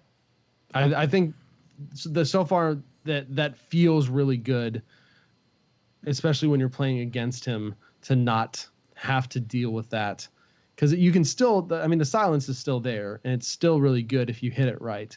But it can't cover an entire like lane or choke point or something where Right. you have to walk through this giant thing and just get destroyed because you can't do anything. Yeah. Well, they have it on my gate. I guess I will stand back here and let them take my towers, because if I walk out there, I'm dead. Yep. So Yep. that's good. Seems about right. All right. And then as far as bug fixes, we did talk about the Whisper thing. Another interesting one here for quick cast, people who play with quick cast. On release commands are now immediately fired when the hotkey for another ability is pressed. This should prevent some lost key press issues when firing abilities in rapid succession. That's an interesting one. I had That not seems- thought about that. Pretty big, honestly. And I'm not sure that's even like, I mean, was it a bug, or that just sounds like the way on release was designed initially and they're changing how it works. But I haven't yet. I'm an on release kind of guy, and I haven't really felt a difference yet. But I'm intrigued. yeah, Yeah, I'm sure it affects like some ability sequences more than others. Like maybe if you're switching from channeling to something that's a skill shot or something like that. I mean, I'm sure you could probably feel the difference there if you just analyzed it enough. But I haven't played with it enough yet. I have been having a weird thing where my disintegration beam on Li Ming wasn't going the full duration a couple times. I wonder if this kind of thing is going to fix it. So I don't know. Anyway. I can't contribute. I just use full quick cast. Yeah. On everything. on everything. On everything. Okay, fair enough. The only thing is I do not use it on. I don't use it. I use on release on Ming Orb So you can aim it. so that I can aim it and see the distance, because it's So important. Yeah. it's just so important with that one, and hitting the angles right too, because you can actually right. do damage to almost an entire minion wave depending on how you angle your thing. But yeah, there's very few stuff, or very few abilities I have on release. I usually just quick cast most everything, and it just gotten used to it. Oh, See, sure. I'm still one of those players, and maybe I'll change at some point. You know, I was on the locked screen for a long Right. time. I finally broke that. But really, I play with the I guess I don't even click to The just cast normal or whatever. Yeah, the cast, yeah. normal with quick cast on select abilities. I would argue that normal cast can actually kind of slow you down some, I don't know. potentially. I think it does. I mean, because it's not. Oh, what it allows me to do personally, how I think about it, is I can have, we'll say, just let's use Jaina for instance, because my win rate's so low with her. But leading into a team fight or something, I can have like Blizzard out and ready, to know exactly like where that's gonna go, where my range can be, like how close I have to get for it. To have that ready, or like I can cancel it, not cast it. But when I You cast can do something that with on release, though. on release, you can, but it's harder it's easier to mistakenly cast it instead of canceling it with the on release, at least for me. And it doesn't take me longer to cast. I mean, maybe like a it thousandth of a does. second. I It would does- argue like it does. look at Because- Kerrigan's combo, right? It's if I'm on quick cast, I click Q and I click W. Whereas otherwise, you're talking click Q, click W.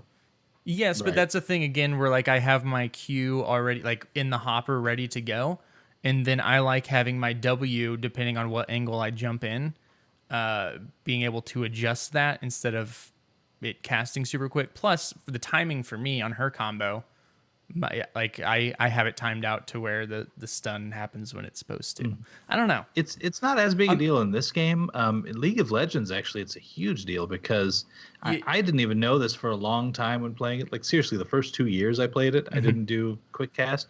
But in that game, like, you can seriously, if you're playing Malzahar, you can put the dot puddle and start your silence on a guy. You can do QWE. They all just go out. In this game, I don't think that happens in the same way. I don't know if it's because of like a little bit of a global cooldown between these abilities. It's But there's still a little bit of a difference there. I would argue it's a little slower to not do. But my point is, I don't think on release slows me down. I use it to aim, but otherwise I just pop it off like TBK does. yeah, it's interesting Right. because I'm not going to argue. I definitely do think it slows down, but I like you were saying, I don't think it's nearly as drastic in this game. I where don't it really think. affects I me don't that much. think. It's not going to be I the say, difference unless you're between me getting playing, like- master or not. Yeah, unless you're playing in like HGC or Yeah. super high levels of play, you're probably not gonna notice. And if you're more comfortable doing it one way, Oh yeah, I mean I'm not bashing that's you. the way. Yeah, that's the way you Do should your do thing. Mhm. Just don't be a clicker in World of Warcraft. That's all I'm saying. I could. it. Keybind everything. I was just having that discussion the other day with somebody who was talking about using like the 1, 2, 3, 4 above the letters on your keyboard. I could not ever go back to playing WoW that way, and that's how I played it for, I don't know, 4 or 5 years, and now I've had a Naga for like 6 years, and I can't imagine doing that again. I'd be real bad Yeah. at it. All right, let's go ahead and move on here into the HGC.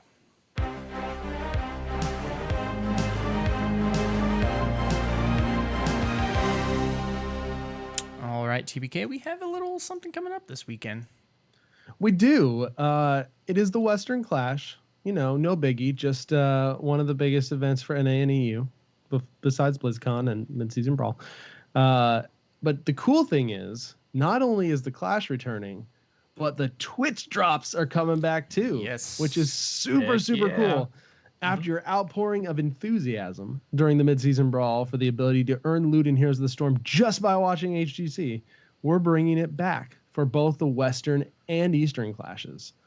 All viewers who watched Western Clash from August 10th through 12th and or the Eastern Clash from August 16th to the 19th on Twitch for a total of 3 or more hours will receive 1 rare loot chest in Heroes.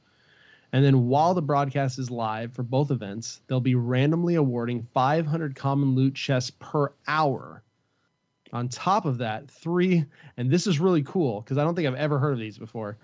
On top of that, 3 heroic account unlock codes, which unlock every hero excluding Whitemane, will be given away on each broadcast day. That's Tune in- incredible. That is really cool.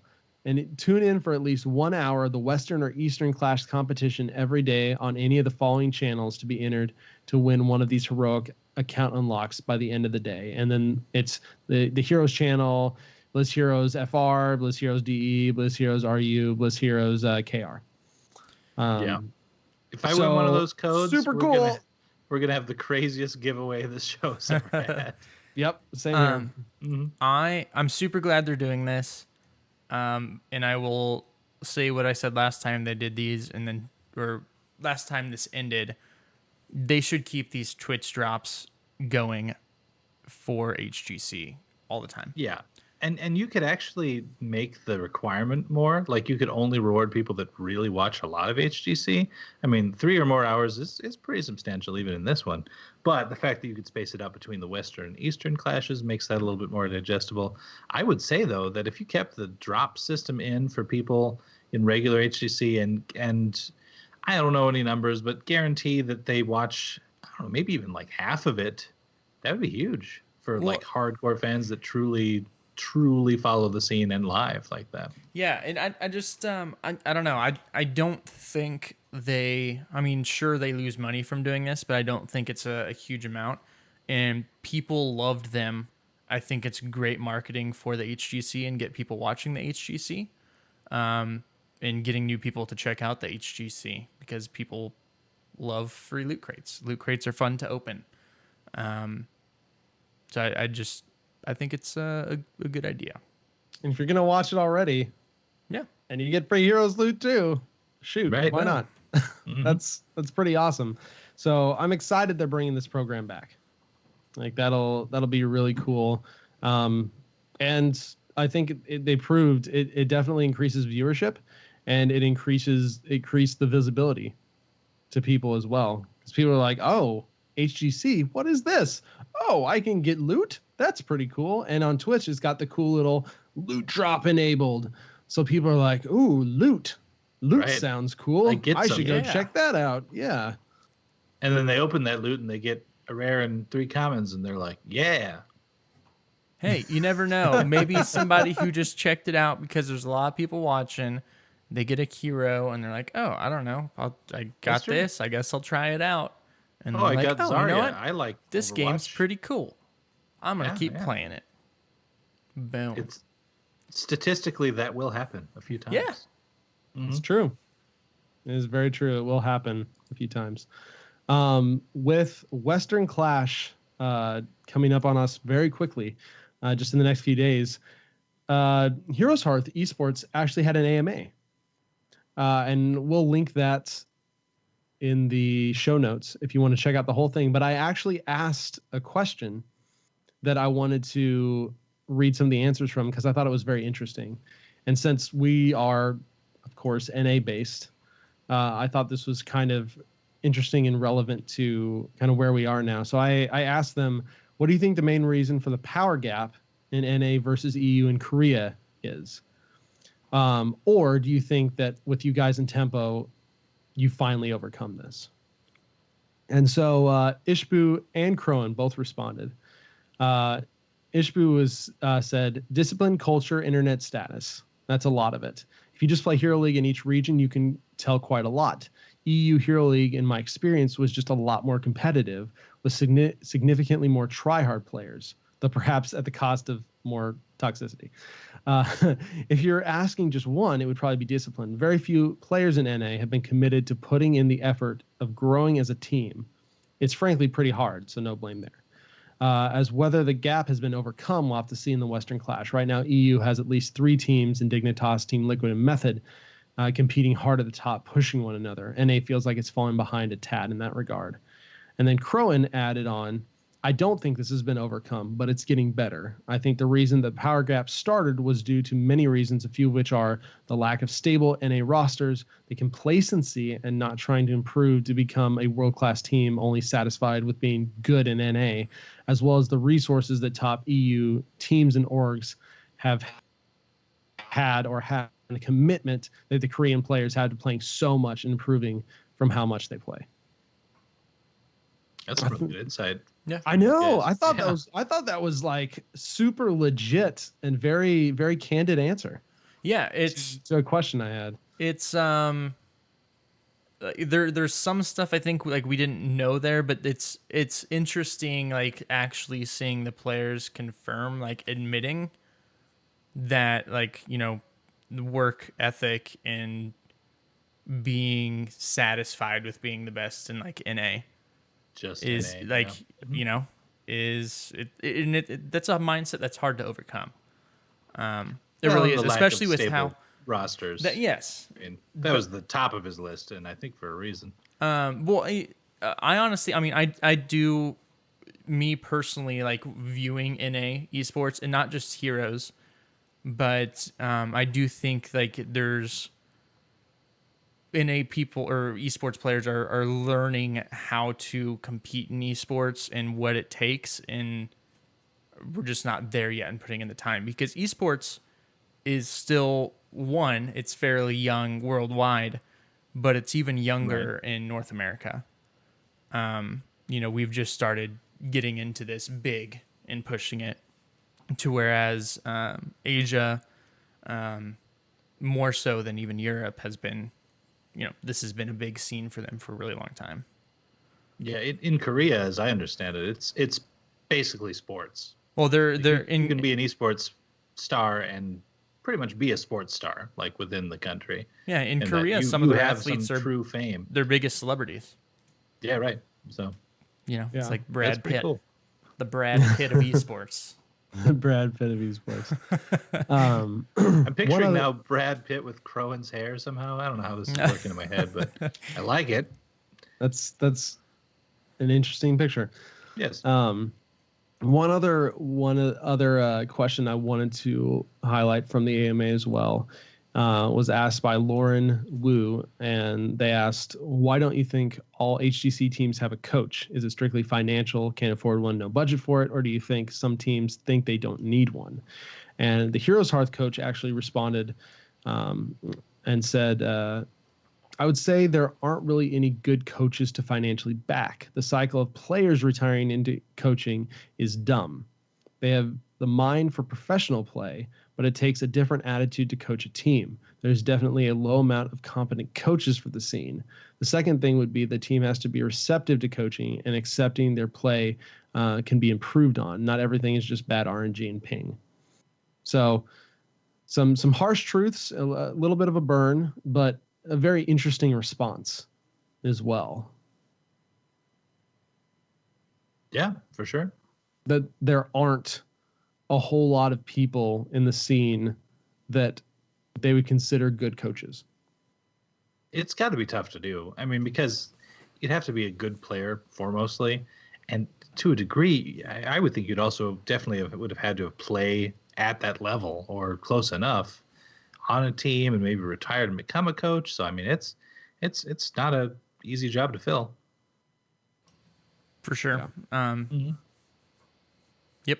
I mean, I So agree with that. there's It's such a room. young esport, so There's room, guys. There is. If you feel you have what it takes, apparently there is a lack of good coaches well, and we're in the NA scene. yeah, and I think we're starting to get to the point to where we may start seeing some better coaches. Like, I mean, we were just talking a couple weeks ago about, the guys like King Caffeine and stuff. Did we ever see a time where we thought they would, not be in the top half of NA to where they're kind of falling off? So they're reaching the age to where maybe they, they're in their last couple of years here. And then hopefully the hope with esports is people who participate in esports want to stay involved in esports and therefore, have the experience in knowledge to transfer from being a player to a coach or a manager, things like that.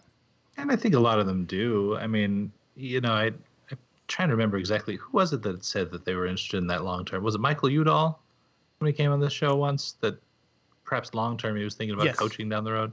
Yeah. So I mean, it's an opportunity for them as they, just graduate out of being a competitor. That their input and their experience would be hugely helpful to future teams. So I think that's what we're going to see here in NA across all esports. Honestly, is the pros of old who maybe just got a little older and motor skills are starting to drop or something like that. They still have the game sense. They've been there. They've done that. They've, they know the game. They would still continue to follow it, and they'd be great coaches. So I can see that.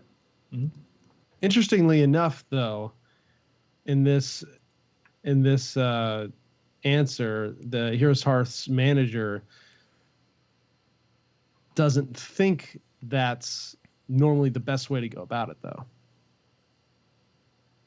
Yeah.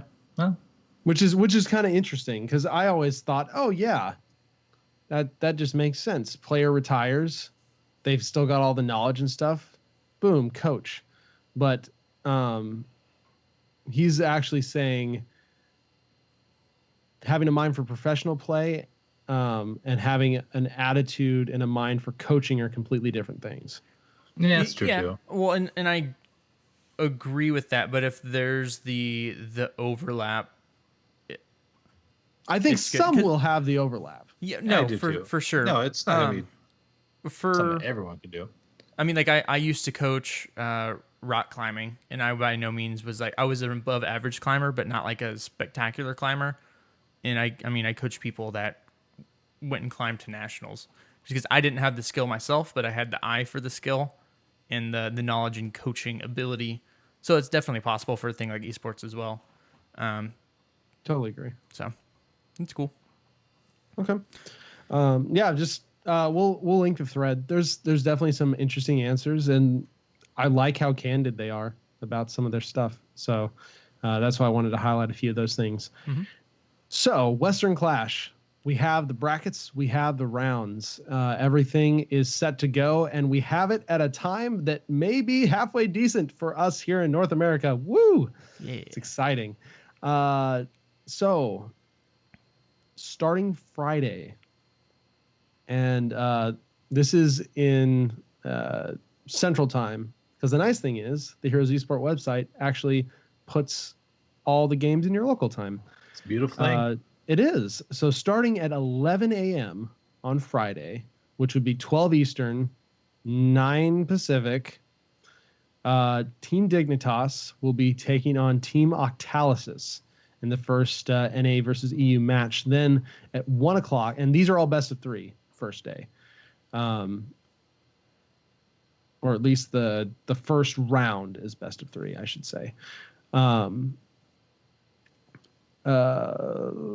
was I? Okay, sorry. I was just looking through the days. It does look like that Friday is all best of 3s, and then Saturday and Sunday are best of 5s, except for the finals on Sunday, which is best of 7. Checks out. Sorry, just brain reconfiguring. It's been a long day. Yes. Team Dignitas versus Team Octalysis to start Friday off, followed by Tempo Storm versus Method. And then Heroes Hearth Esports will go up against the Leftovers, finally followed by Team Liquid versus Team Freedom. So those are your sets. We got all the NA versus EU you could possibly want on Friday. As usual. That's how they set these things up, but it's fun to see that be the first match for sure. Are there any you're looking forward to specifically to kind of see? Any just kind of going around a little bit. What do you expect to see out of this first round? The one that's sticking out to me, of course, is we all follow and love Heroes Hearth. There's one where I'm gonna throw this out there: potential NA win in that one. You never know. I'd like to see it, of course. I'm looking at that one, and then definitely Tempo Storm and Method. I don't know why, but that'll be a good one too. I personally think Heroes Hearth could make it out of these first 2 rounds. Yeah, I agree. And over into the on the top semifinals, staying in the top bracket. You mean? Yeah. Right. Tempo Storm is a big question for me, especially with Psalm no longer being there. And they've got a tougher bracket for sure. I think Method and Dignitas are better than Leftovers and Liquid overall. But I got to say, I wish these games were starting a little later. Well, yeah, sure. Because even like with Central Time, like it feels like they're pretty early for Pacific. Well, the only sucky thing is that they're playing 2 lower bracket games as well on Friday. Yeah. And so those are starting at 7 p.m. and 9 p.m. Central Time. But I think actually watch. I think that's like prime time. So which is what I would think they would be scheduling them for in Pacific. Because the first match is going to be starting at 9 a.m. Pacific, that feels really early to me. And again, this may be the way they've done it before. It's going to be a long day for those guys. But it's yeah. Oh yeah. More of the casters. Like poor casters. That's why they have players, though, that's too. why they have so many to rotate through. Yeah. But anyways, I got off subject here. But yes, Heroes Hearth, I'm predicting to get to the 3rd round in the upper bracket, and then we'll see from there. Tempo Storm, hopefully to take a win over Method, but if they do that, I think they'll fall to Dig. I think that's going to be honestly, I think that's going to be one of the closest games. Tempo Storm and Method? Yeah. Because I think Dignitas will probably beat Octalysis. I think Tempo and Method will go pretty even. Heroes Hearth should be able to take over Leftovers. And then Liquid and Freedom, I think, could also play out a little more even. Yeah, I could see that one. Freedom has still just been that team for me in North America that, for me personally, just hasn't been exciting to watch. It's always just been a game. But, I mean, they still put up good enough results to be able to qualify for events like this. Yeah, so, I'm not saying that it's just it doesn't. Their games don't excite me for some reason, and I'm not sure why that is, but who knows. Might have to do with play I still style. wish No them luck. standout moment type thing. Yeah. They have a solid game. It's just they don't have like major playmakers and that kind of thing. Maybe there could be something there. I've had the same vibe. I mean, I'll agree with you there, but. All right. Should be fun though. I'm yeah, excited to watch as much as I can. Yeah, and thankfully I should be able to catch all of the Sunday stuff, which will be good. All right, moving on here. TBK, what do you have for community content this week? Two really interesting things. One small and one a little bigger. Heroes, the Heroes Twitter actually posted this, and I'm going to just take a guess that a lot of people don't know about it. It's called Evolve Your Gameplay, Missing Enemy. So, if, say, you're laning, if you're Vala, to use this video situation, and you're laning against a Thrall, and the Thrall disappears, you could type out, Thrall is missing, or you can actually, and this has been in for a little while, Right. hold your left alt and left click on the enemy's portrait, and then it will actually throw something down in the little chat area that says Thrall is missing. Can I make an admission here on the air? Yeah. I didn't know that. So I didn't know about this. I bet a lot of people didn't know that. I didn't Yeah. know about this until about a month ago, and I saw it happening in game, and I just started clicking things until I figured it out. Oh, really? Because I saw Okay, someone that's do it, and I was like, "What the heck? How do you do that?" And It's good. It's super useful. yeah, TBK. I wonder how long this has been in the game, because like I said, I learned about it about a month ago. But yes, looking at the response to this, like no one has known about it.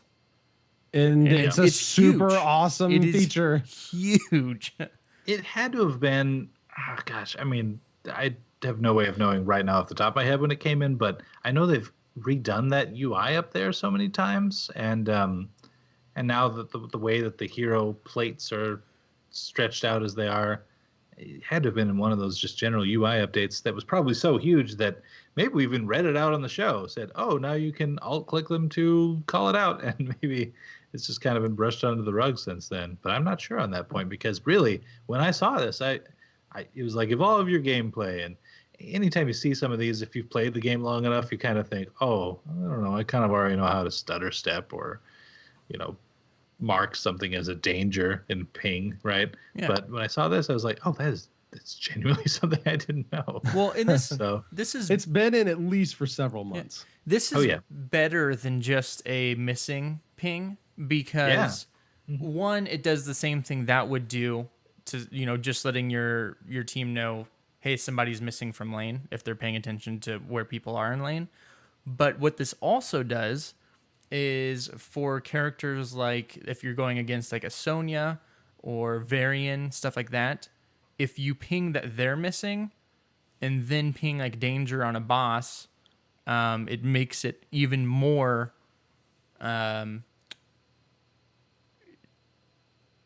yeah, it can change your strategy up. Well, yeah, it just makes it easier to portray that the Sonya is on the boss than just like, oh, someone's on boss. Because Oh, yeah. people ping that And all you the don't have time, to and type. it's people ping it all the time, and you kind of glance at the map to see who's visible and who's not. But if it's clearly pinging like, oh, the Sonya's missing, hey boss, it's just it's so much easier to communicate. Also, it's also- words are very hard tonight. Yeah, I hear you. I hear you there. Yep. No, and that's why they put this in, because Yeah. words are hard, and it saves us from having to type them. No, and to your point there too, it's also super relevant who's missing. I mean, their example in the video that they have is Thrall. There's one I could totally see that if Thrall's missing and mid lane is overextended, then you better believe that Thrall's coming up to get the root off and gank you. So, whereas like if it was a white main or someone like that, sorry, Sally, if it was Sally, then all you're really learning is that lane isn't getting heals for a little while, Yeah, for the most part. So, I dig it. Yeah. Cool Yeah. thing. I just wanted to highlight that because no, that's great. I That's felt really like there's probably a lot of people that had no idea that existed, and that's a really, really cool thing. good. It makes me feel better that there are a lot of people. Yeah, Less I'm embarrassed. sure there are. And then finally, there's one I wanted to just discuss a little bit, and this is another Chaos OS article, and it's about it's basically a better guide to complaints for heroes. Right. And in it, he talks about a lot of the issues that we normally see brought up on, say, the hero subreddit, and what actually might be behind them. Newer versus older heroes, OP heroes, the pace of the changes, Hero League features, player-based knowledge, hero role revamp, in-client resources. I know that's been one of the big things we've talked about for quite a while. I think And we've heck- talked about most of these things, actually. Yeah. But yeah, And heck, I even mentioned this earlier, the hero swaps. right? Like, Yes. I love his thing here. Another feature that would help is the ability to swap heroes at the end of draft, enabling players to pick for each other. League of Legends figured this feature out 7 years ago, limiting swaps to heroes both players own and requiring a confirmation on the end of the other player. From experience, this feature rarely leads to trolling or other issues. Right? Yep. Seems logical Yep. to me. To be frank, there's no excuse for this feature not being in the game, as this would both help with the salt of your first pick player not owning a new and overpowered hero, while also helping balance out team compositions so a dedicated support main who ended up with last pick can still get deckered from the first pick player while later selecting some niche DPS. I totally agree. And that's just reading that again there, I was just like, yep, that's a that's a big thing. Seems good. Cajun Canuck in chat, though, says it'll come out right after the map editor. Oh, ow. Burn. Ouch. Uh, Don't taunt me so. One of the also, other what's big going on, Cajun? one of the other big things he talks about too is the Grandmaster Master and matchmaking at its core. And I kind of wanted to read a little bit of this because 70% of the player base is silver and gold. Like, that's a big deal. If you're in silver or gold, you're 70% of the player base. Right. The bottom 7% is bronze, and then the rest are platinum, diamond, master, grandmaster. So it's just kind of interesting, and he talks a little bit about the matchmaker and how it works and why people are sometimes frustrated with it. Like just yesterday, I was looking at some of the subreddit, and I see players going, "Matchmaker's bugged again," blah blah blah. And it turned out, and these usually pop up pretty much after every patch. And yes, sometimes, like last patch, it turns out, yeah, it actually was bugged. But normally, it's because 80% of people are queuing up as the new hero. Oh, And yeah. so the matchmaker goes, throw these things together so that you don't wait for 2 hours. Today I was queuing as Sally, and then the other guy that I was running with was just random, sexy Picard, right? And still it took a while to land to something, and still the comps were super weird. So I mean, yeah that's the thing. Sometimes I like to imagine that the matchmaker is like an actual position you can work at, to where you just sit in front of this screen where all these things are queuing up, and just to imagine what their face is like when a new hero comes out. Probably a lot like TBK's just was when he was going through that example, like Yes.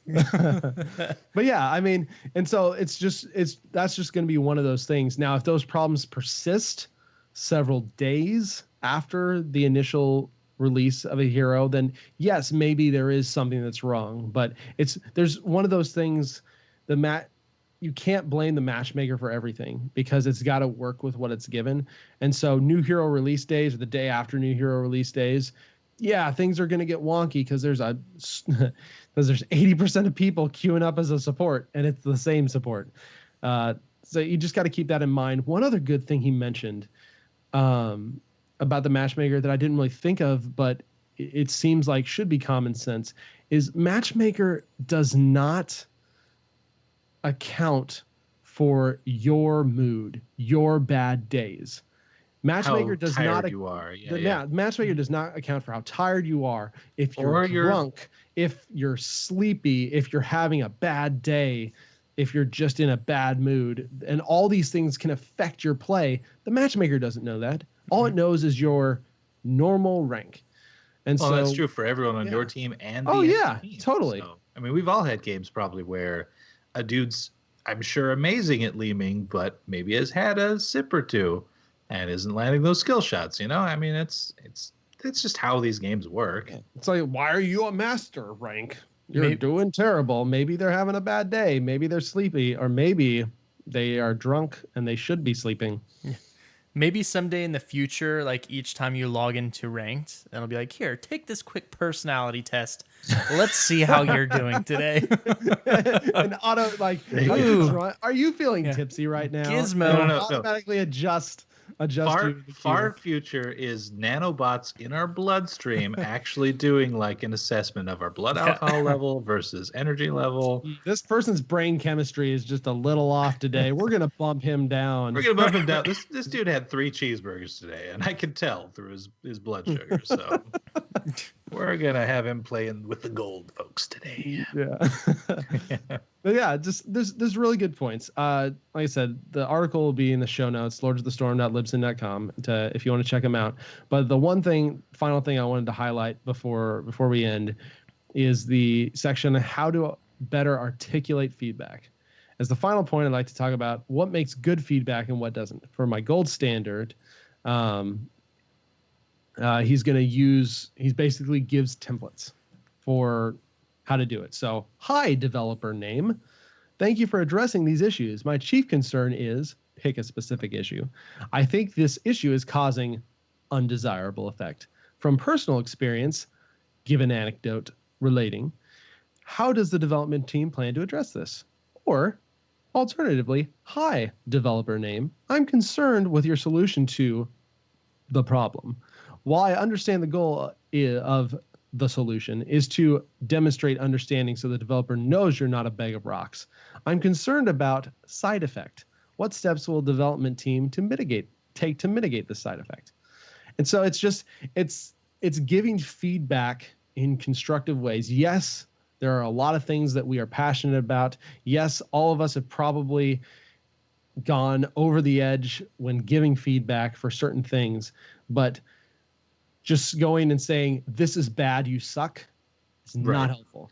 No, not the helpful trick, in the least. the trick is definitely specificity. And I feel like now that I've gotten back into World of Warcraft, I've been watching all of their Q&As with Ian Hazzikostas and Lore. And it seems like everyone, they always say, when you give feedback, make it specific. Say specifically that, hey, I feel like this ability is doing too much damage, or I am easily able to out-heal every other healer on Whitemane, etc. Make it specific and not just, like you're saying, oh, Whitemane is trash. You should have done a real Disc Priest. Like, okay, that's going somewhere. By the way, she isn't, and she's not a real Disc Priest, but I like it. Yeah. And just remember, too, the developers are people just like us. They are very passionate about the game they are making.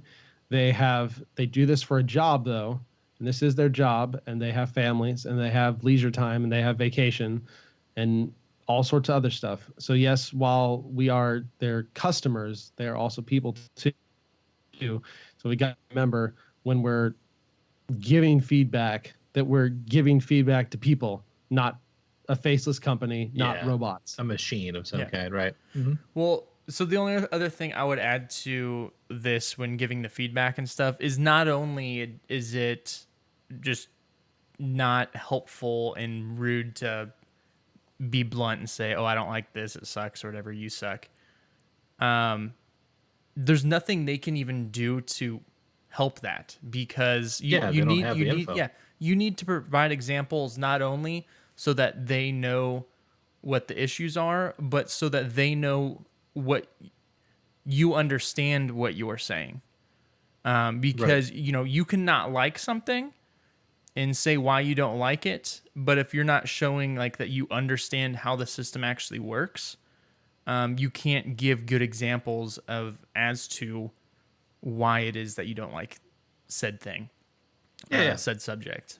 So here's a good example. TBK earlier was saying that he would like it as if Inquisition, Whitemane's W, could be channeled on mercenaries and bosses. Super specific. He even went into the details of how it would be problematic in a lane because you could misclick onto the minions, etc., etc. That all checks out. Totally good. That'd be good specific feedback. But if he had just said, Inquisition sucks. It's not even that good of a slow, and you can only channel it on heroes, and it doesn't even. You should just put penance in instead or something. It's like, okay, not as good. Yeah. Yeah. And I also would just like to say that after experiencing her kit and stuff, there's plenty of room for other priests. Yeah, for So sure. don't sure. worry, guys. I have played Holy and Disc before in my time, and this feels like neither, and I love that. Yep. Love it. Very cool. Last thing here, real quick. We're going to get to an email.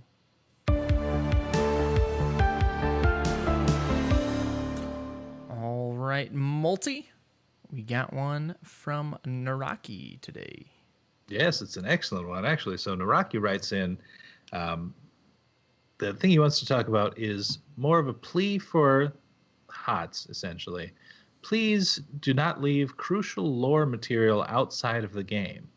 As the past week has shown with WoW, by separating your story into many pieces, too many pieces that is, around a large, various different sources, amount of different sources, you can end up alienating some of your player base to that story, and they will lose a lot of the details of the story. So in the future, Naraki writes that he would really like to see comics, cutscenes, short stories, and whatnot all inside a lore tab within the game. And then, of course, he adds, the dream would be for Deckard to read them to you, but, you know, either way. So, yeah, I mean, I get the sentiment for sure. It's definitely the kind of thing. And so he's referring to, of course, and I'm not going to get into any spoilers with the WoW story, but just know that if it is true, if you do want to get the entire like pre-Battle for Azeroth experience of the story, honestly, you kind of really do have to reach out to. I mean, I would venture to say you definitely want to watch the Warbringers shorts, play through the content. Honestly, maybe even play through the War of the Thorns before you watch the Sylvanas one because reasons. And then, yeah, you'd have to you would have to have read Before the Storm by Christy Golden to get the full picture. Now, something that's actually kind of upsetting me is that folks now are getting their collector's editions with the little novellas in there, and it's got some apparently really impactful story points in it as well. I haven't even had time to check in to see what those are because I didn't pre-order that kind of thing. So, I mean, I'm kind of missing out on some story there, and I am more into the lore of WoW now than I've ever been by like a long shot. I played that game for 10, 11 years, and all it was to me was pressing buttons to kill things. But now I'm finally falling in love with like the characters and the story and everything. So yeah, I mean, in the interest of making sure that this game isn't just pressing buttons and killing things, I would say I agree with Naraki. I think there's we've seen them flesh out a few more tabs within the client. I don't see why we couldn't have space for something like that to just have a collection of, maybe even chronologically, like how the story throughout the year has unfolded, at least links to the different PDFs that you could go to in terms of the comics. And then, you know, obviously if they do a Christy Golden book, which they should, that's the main thing I want, then they can't quite do it there, but they could maybe even link, oh, hey, and at this point, there's a story from Christy Golden about Neo Stormwind, and it's the coolest thing she's ever written, and everyone loves it, and it was #1 on the New York bestsellers list this time, and we all really want her to do another one because she's the best. Are you guys getting where I'm getting at here? Mm-hmm. Yeah. So totally with him. I'd be interested to see what you guys think, though. So I am kind of in disagreement, but possibly also in a little bit of agreement. I'll see once I start talking here. Who knows where we'll end up. It's going to be a journey. So first off, I would disagree that there is any crucial lore for Heroes of the Storm.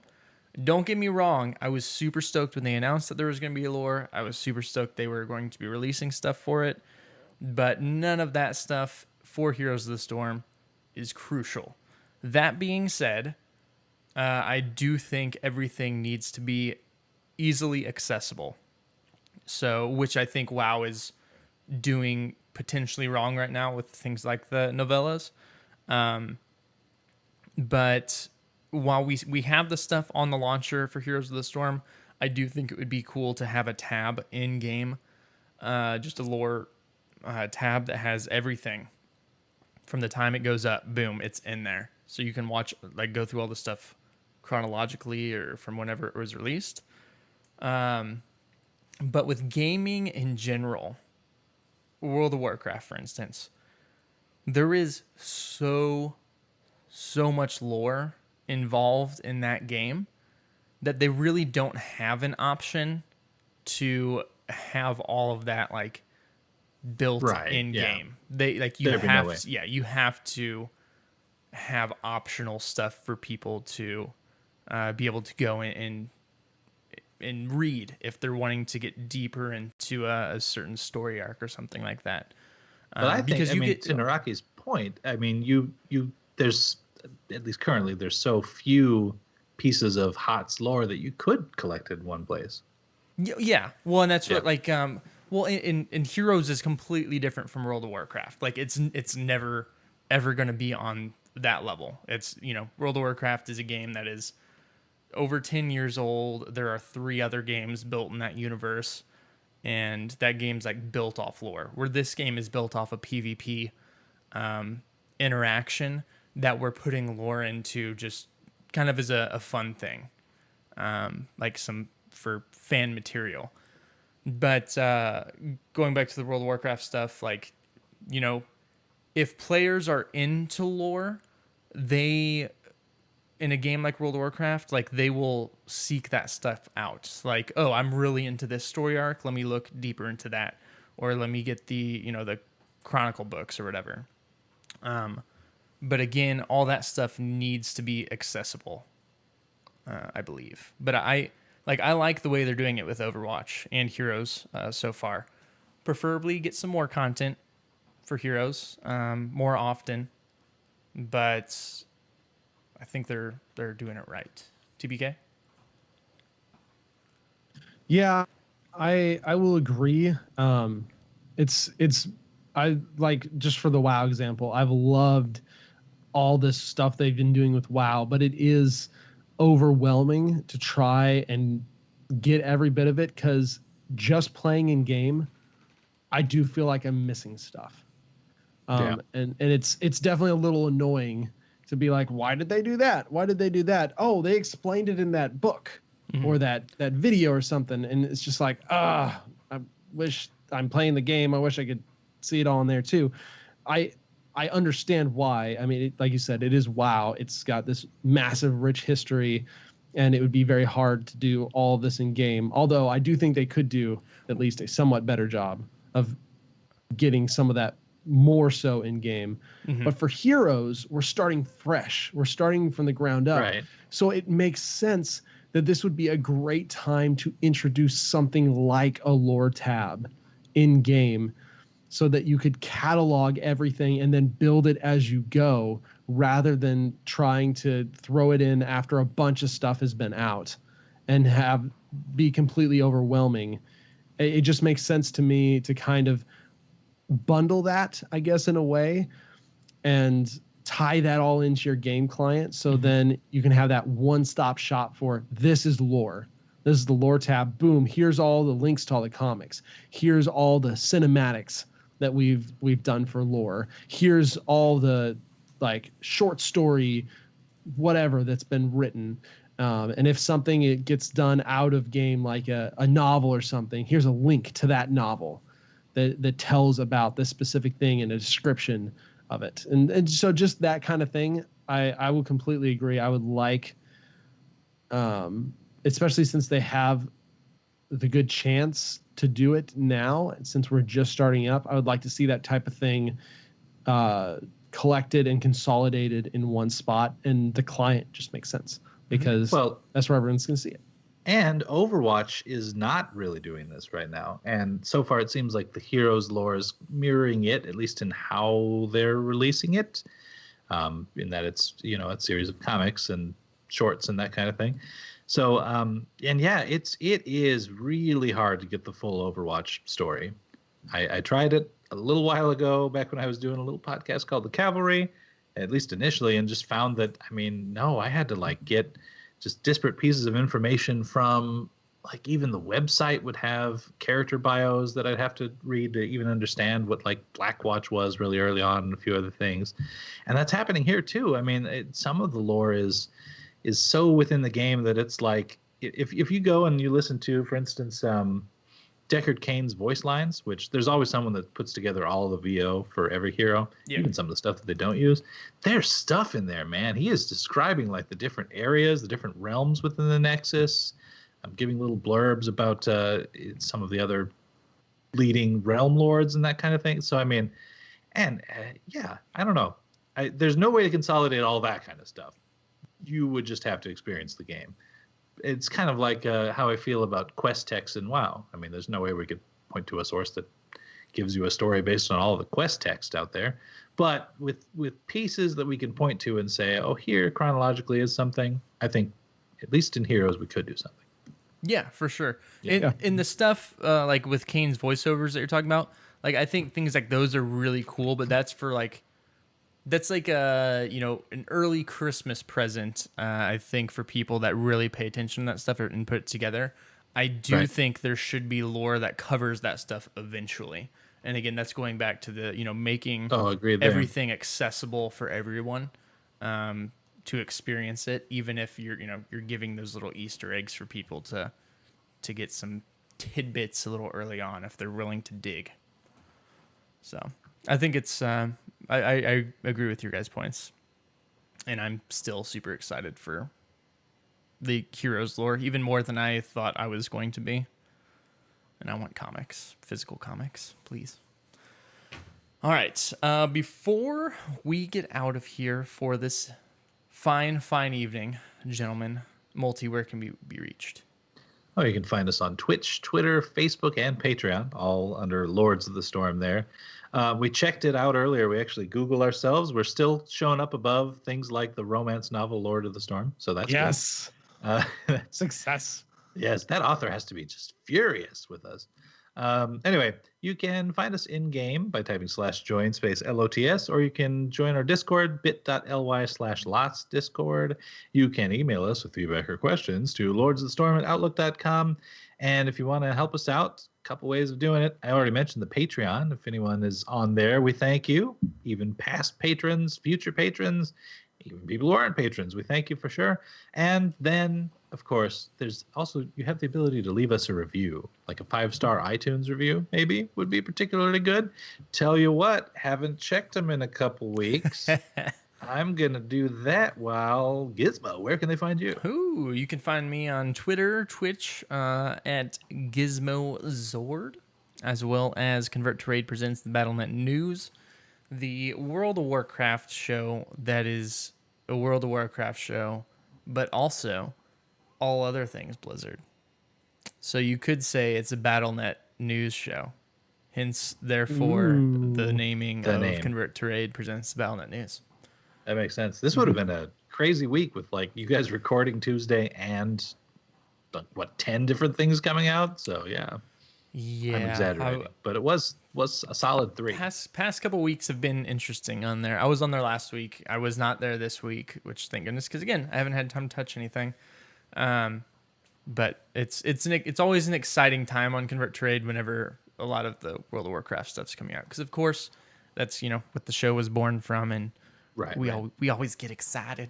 But that is Tuesdays at 9 p.m. Central at twitch.tv/Convert to Raid. Multi, where can you be found? Oh, you can find me on Twitter at Multizord. I do another show called Hearth Casual, which is about Hearthstone. It's with Ro from Realm Maintenance, also known as Brian Black. And so we are doing a full episode this week. This is the week that Boomsday came out. It came out yesterday. I haven't had a ton of time to play, like I said, but I now have like 6 or 7 decks loaded up onto my account, just ready to go for tomorrow. So I will have tested some things, and we will have a nice discussion about what's honestly the craziest set maybe they've ever released. Ooh. The power level is just nuts. So TBK. Buckle up. You can find me on Twitter at TBKZord, and also all over on Heroes Hearth, where I do articles and such for concepts, interviews, and hopefully have another cool one coming out here in the next few days or early next week. What about this this little thing I found titled +5 to hit? Oh, I do a You know what? D&D podcast now. Yeah. Yep, it's called +5 to hit, and it's with some other podcast people you might know. Ro, Thorn, Lagging Balls, Jeff, to previously of Heroes Forge, and our DM Brian. So, if you like D&D stuff, it's a fun thing. We usually release an episode every other week. Yeah, Pimp Yo Show, TBK. Yeah, Pimp do Yo it. Show. Those shows are getting real popular these days, just in general. They are. Did you no, find no anything? new iTunes, Okay. so it does not matter. that I Well, haven't way checked to the last put a couple downer on the end of the show. Gosh. Sorry So about somebody's going to have to make up for it, and please leave us a review for next week just to make us feel good about ourselves.